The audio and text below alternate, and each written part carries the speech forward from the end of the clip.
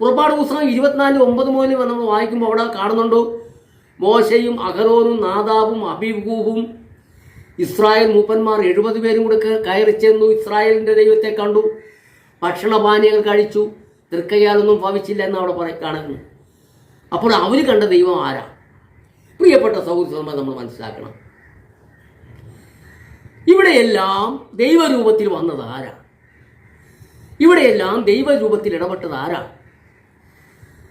കൊലോസ്യ ലേഖനം 2-ാം അധ്യായത്തിന്റെ 9-ാമത്തെ വാക്യത്തിൽ പറയുന്നു, അവനിലല്ലോ ദൈവത്തിന്റെ സർവസമ്പൂർണതയും ദേഹരൂപമായി വസിക്കുന്നു.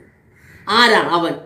അവനിലല്ലോ ദൈവത്തിന്റെ സർവസമ്പൂർണതയും ദേഹരൂപമായി വസിക്കുന്നത്. അപ്പൊ അവൻ ആരാണ്? അവൻ ആരാണെന്നുള്ളത് നമ്മൾ മനസ്സിലാക്കണമെങ്കിൽ യോഹന്നാന്റെ സുവിശേഷം 1-ാം അധ്യായം അതിൻ്റെ 1-2 വാക്യം വായിക്കുമ്പോൾ നമുക്ക് മനസ്സിലാവും.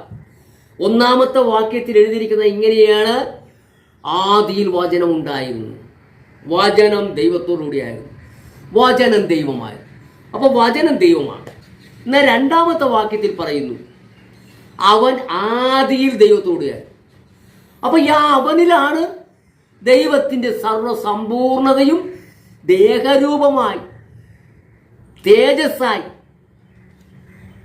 തേജസ്സായി വസിച്ചത് ആണ് ദൈവരൂപം.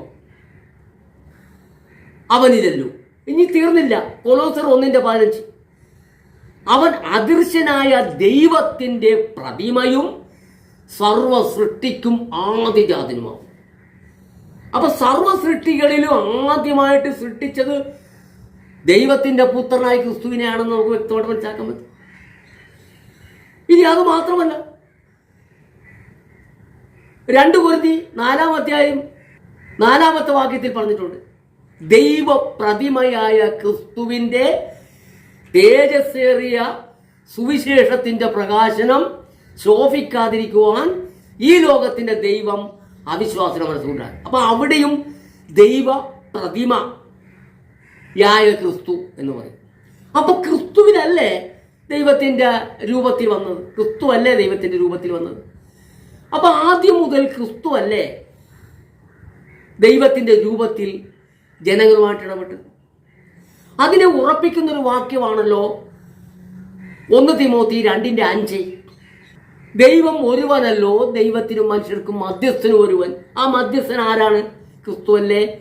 അവിടെ താഴോട്ട് വായിക്കുമ്പോൾ നമുക്ക് കാണുള്ളൂ, എല്ലാവർക്കും വേണ്ടി മറുവലയായി കൊടുത്ത ക്രിസ്തു യേശു തന്നെ.